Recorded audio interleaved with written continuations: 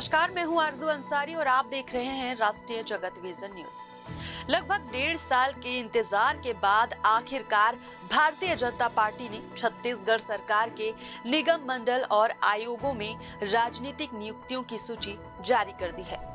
पहली सूची में 36 नाम शामिल किए गए हैं, लेकिन कई ऐसे नेता जो वर्षों से इस अवसर की प्रतीक्षा कर रहे थे, उन्हें जगह नहीं मिली। इससे संगठन के भीतर नाराजगी भी दिख रही है। एक नेता जिन्होंने महादेव सट्टा, कोयला घोटाला, पीएससी घोटाला, बुलेट प्रूफ जैकेट घोटाला जैसे कई महत्वपूर्ण मामलों को उजागर किया, उन्हें भी दरकिनार कर दिया गया।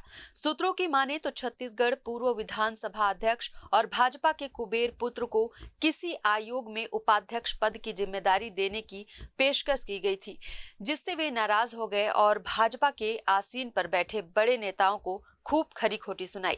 लेकिन अब छत्तीसगढ़ सरकार ने लंबे इंतजार के बाद राजनीतिक नियुक्तियां कर दी हैं। अमित शाह के दौरे से ठीक 2 दिन पहले सरकार की तरफ से यह नियुक्तियां की गई हैं।